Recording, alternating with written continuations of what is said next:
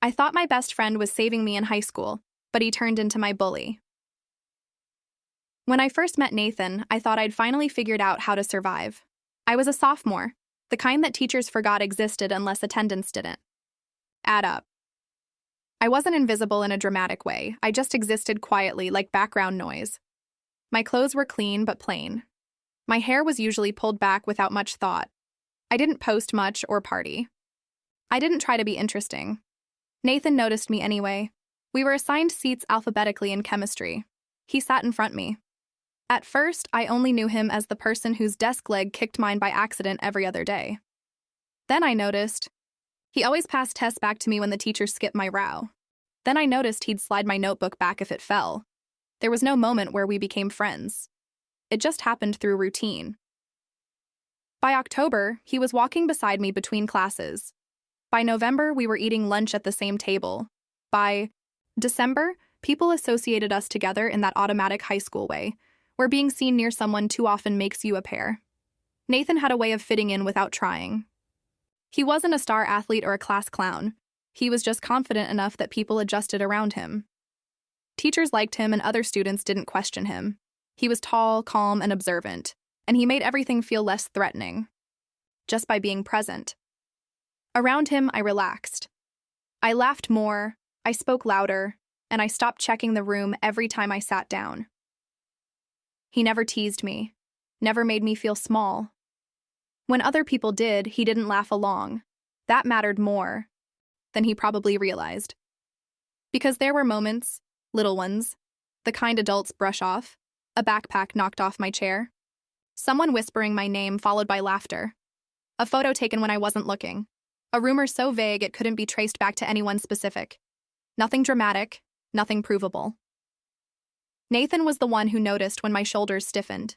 He was the one who lingered until the hallway cleared. He was the one who sat with me when other seats filled up. I told myself I was lucky. But looking back, I realized I was also dependent. The shift didn't happen all at once. It started in small, deniable ways. Nathan began pointing things out. Not cruelly, not yet. He mentioned that people noticed when I wore the same sweater twice in a week. He said it casually, like it was helpful information. He suggested I talk less in class because it drew attention. He joked that I was too trusting. At the time, it felt like guidance, like someone older and wiser handing me survival tips. I listened to him, grateful for the help. Then came the jokes. He'd exaggerate stories about me just enough to get laughs. He'd repeat things I'd said in private, reshaped into something awkward. He'd smile afterward like we were still on the same team. If I reacted, he'd act confused. If I stayed quiet, he'd move on. I didn't confront him. I didn't want to risk losing the one person who made school bearable. That's the part people don't understand when they ask why you didn't stop it sooner. I didn't know it was starting. By junior year, the balance had changed. Nathan had more friends, the fun classmates, people who filled space. I was still there, but I no longer felt like an equal presence. I was a reference point, a contrast. He still walked with me sometimes, but now it was inconsistent. He still sat near me, but not always. When he didn't, the empty space felt deliberate. I noticed people watching me again. I noticed laughter that stopped when I looked up. And I noticed Nathan watching it all happen without intervening. The first truly humiliating moment happened in history class. We were assigned a group project. Nathan volunteered to present for our group. I trusted him. I shouldn't have. During the presentation, he included a photo of me from middle school, an old yearbook picture I didn't know he had.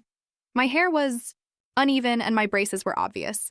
He framed it as a joke about growth and before and after. The class laughed. I didn't. I remember sitting there, frozen, my ears ringing, my face burning, and realizing that something important had changed. He wasn't protecting me anymore. He was using me. After that, it escalated faster.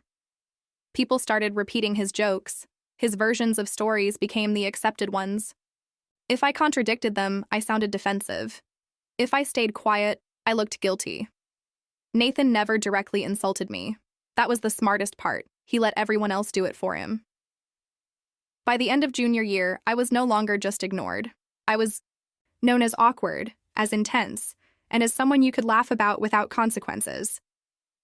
Nathan was always nearby when it happened, never laughing the loudest, but never stopping it either. I told myself it would end eventually. High school always ends. I didn't realize it was only beginning. Senior year started with a rumor. I never found out who started it, but I knew who benefited from it. It wasn't a dramatic rumor. That's what made it effective. It wasn't about anything illegal or shocking. It was about things that can't be proven or disproven. The rumor was that I was manipulative, that I exaggerated stories for attention, that I made people uncomfortable on purpose, that I didn't respect boundaries. Once that idea existed, everything I did became evidence. If I stayed quiet, I was sulking. If I spoke up, I was trying too hard. If I laughed, it was forced. If I cried, it was performative. Nathan didn't need to say anything directly. He just confirmed it when asked with a sigh. With a look that said he'd tried to help me, but there was only so much he could do. Teachers started watching me differently. Friends I thought I had begun to distance themselves. Group chats went quiet when I joined, and invitations stopped coming. Seats filled up before I arrived. It was isolating in a way that felt intentional.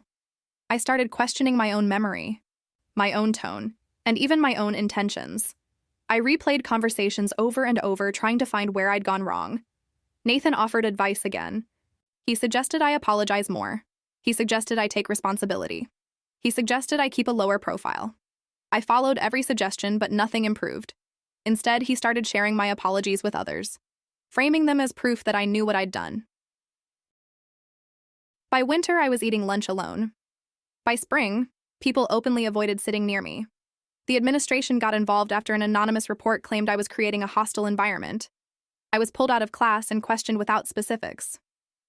No accusations I could address, no names I could respond to. Just vague concerns and forced reassurance that they were monitoring the situation. Nathan was never questioned. He was the source of context, the calm witness, the reasonable one. The final break happened during a school assembly. I sat near the back, as I always did. Someone projected a slideshow of student photos on the screen while music played. It was supposed to be nostalgic. One of the photos was mine. Not a flattering one, not an official one. A candid image taken without my knowledge. Me mid-movement, mid-expression. I turned and saw Nathan watching the crowd, not me, measuring the reaction. That was the moment something hardened in me. I stopped trying to explain myself. I stopped apologizing. I noticed patterns I hadn't seen before. The way rumors started after private conversations with Nathan. The way stories changed slightly depending on who repeated them. The way he always positioned himself as the mediator. I didn't confront him, I just watched. And for the first time since sophomore year, I felt something shift back in my favor. I wasn't powerless anymore. I was patient. Once you realize someone is lying about you, the instinct is to correct the record. To explain yourself calmly enough that logic will win. That instinct will destroy you. By the time I stopped defending myself, the story about me had already solidified. People didn't just believe it, they understood it. They could point to examples. They could reference moments. They could say things like, "It always felt off," or "I noticed that too." None of those moments were malicious on their own. They were normal teenage interactions, twisted slightly out of context and then stacked until they looked like proof. Nathan had mastered that art. I started noticing how careful he was. He never spread anything in writing. He never sent messages that could be screenshotted. Everything happened verbally, or through implication, or through someone else repeating. He didn't need to tell lies outright. He only needed to nod when someone else did. Teachers treated me like a liability. Guidance counselors spoke to me with rehearsed sympathy. Group projects became logistical nightmares because no one wanted to be paired with me. I was isolated in a room full of people. What hurt the most was how believable it all was. I was quiet. I was intense sometimes. I did feel things deeply. Nathan had taken real traits and framed them as character flaws. And once people see you that way, everything reinforces it. I stopped participating in class. That became withdrawal. I tried participating. That became attention-seeking. I avoided eye contact. That became guilt. I maintained eye contact. That became discomfort. There was no correct response. Meanwhile, Nathan thrived. He became more visible and more respected. Teachers praised his maturity. Students went to him for advice. He positioned himself as someone who had dealt with me and had come out on the other side. I watched him become untouchable. But patterns don't disappear just because people stop questioning them. They repeat. I noticed how often he volunteered to mediate conflicts that somehow involved me, how he always framed himself as neutral while subtly guiding conclusions, how he used the same phrases over and over when describing me, as if rehearsed. There were days I went home and sat in my room without turning on the light. Days where I replayed entire semesters in my head, trying to find the moment I could have stopped this. The answer was always the same. I trusted the wrong person. The breaking point came in late spring. A teacher pulled me aside after class and gently suggested I consider independent study for my final weeks. She framed it as concern for my well-being. A quieter environment. I knew what it really meant. I was being removed. I asked if I'd done something specific. She said no, just ongoing concerns and feedback. Nathan had spoken to her earlier that week. That night, I cried harder than I had all year. I sobbed quietly in a way that felt like something draining out of me for good. And then I stopped crying because I realized something. Nathan wasn't as careful as he thought. He relied on being trusted and on being the reasonable one. People like that always slip when they think the story is finished. Once I stopped reacting, Nathan became restless. He didn't know what to do with my silence. My withdrawal removed the friction he needed to position himself as the patient victim. Without my responses, his narrative lost momentum. So he escalated. He started inserting himself into situations that had nothing to do with him, offering unsolicited explanations about my behavior, bringing me up when no one asked. People began to notice. Not enough to defend me, but enough to feel something was off. I saw it in the way conversations paused when he mentioned my name, in the way teachers frowned slightly instead of nodding, in the way some students stopped laughing immediately after he did. I didn't take advantage of it. I just waited. I also noticed something else. Nathan needed an audience. When people weren't reacting strongly enough, he pushed harder. He exaggerated more. He began describing my supposed behavior with increasing intensity. That's where he made his mistake. He repeated a story I knew he'd never witnessed. He described an incident that had supposedly happened when he wasn't even at school. The final incident happened 2 weeks before graduation. A student reported me again. This time, it triggered a formal review. Administration requested written statements from multiple students, including Nathan. For the first time, everything was on paper. I submitted everything I already had in text and wrote down everything I could remember. I submitted it without emotion or accusation, just timelines and inconsistencies and factual observations. Nathan submitted his statement, confident and unfiltered. Too confident. His version contradicted his previous accounts. It included assumptions, framed as facts. It referenced conversations he couldn't have overheard. The review didn't explode. It didn't turn dramatic. It quietly stalled, then shifted, then redirected. I wasn't called in again, but Nathan was. Teachers stopped seeking his input. Counselors stopped praising his maturity. His name disappeared from leadership lists. People didn't apologize to me. They didn't suddenly rally around me, but they stopped looking at me like a threat. Nathan, meanwhile, started unraveling socially. Without the authority of unquestioned trust, his behavior looked different. He began to be seen as defensive and controlling. The same tactics he used on me didn't work when aimed outward. For the first time since sophomore year, the room wasn't against me anymore. Graduation arrived the way most things did by then, without ceremony in my personal life, even if the school wrapped it in music and decorations. I stood in line with my class, listening to names echo through the auditorium, watching people beam and wave and cry. I felt detached, like I was attending someone else's milestone. Nathan's name was called before mine. He walked across the stage with practiced composure. The applause was polite, thinner than it would have been a year earlier, but still present. I watched him accept his diploma without looking toward the audience, without scanning for reactions the way he used to. His posture was rigid, controlled. When my name was called, The applause was quieter. That was fine. I didn't crave it. I had learned what public approval cost. What surprised me was what happened afterward. Nathan disappeared.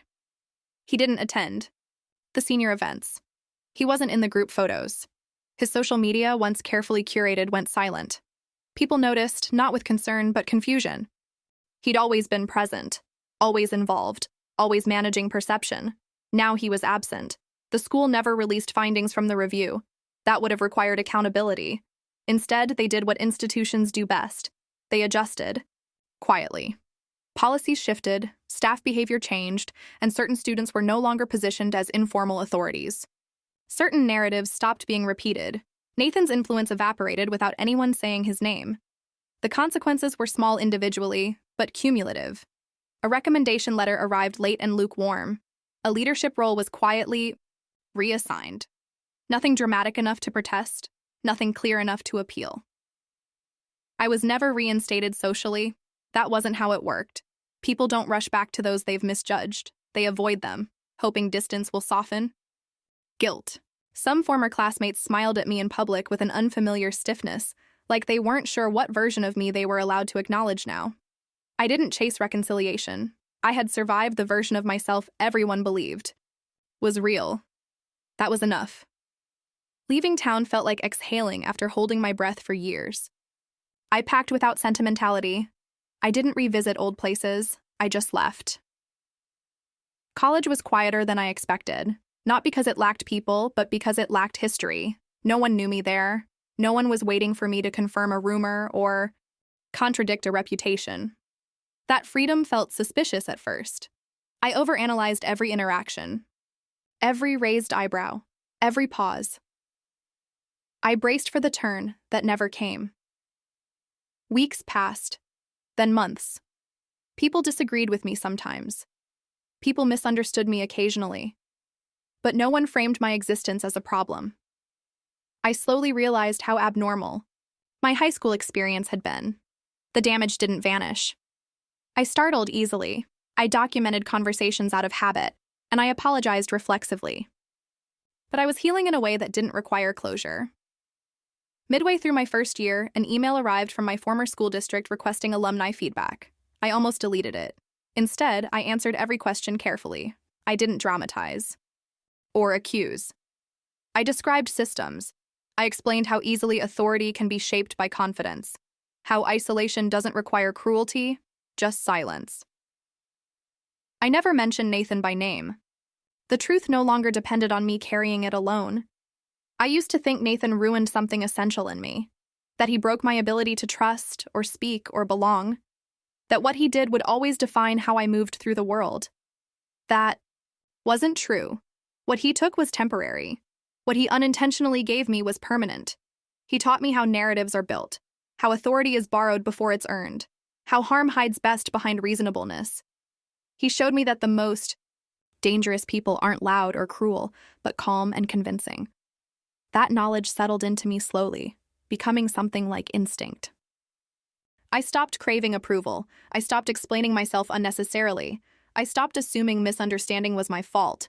I learned to observe before investing, to notice patterns before excusing them, to trust consistency over charm. Those lessons followed me into adulthood. Years later, I heard more about Nathan. He transferred colleges and changed paths. Wherever he went, the same pattern emerged. Initial trust, subtle control, eventual resistance. Without a long-standing social structure to anchor him, his influence collapsed quickly. He struggled in environments where accountability was shared and documentation mattered. Where narratives couldn't be controlled by proximity alone, I didn't feel satisfaction in that. Not exactly. What I felt was confirmation. Confirmation that what happened to me wasn't random. That it wasn't because I was weak or strange or deserving. It was because someone else had learned how to manipulate silence. I don't think about him often now. When I do, it's without anger. He was a chapter, a difficult one, but not the climax. Nathan thought he controlled the story. But stories don't belong to those who manipulate them. They belong to those who endure, and I did.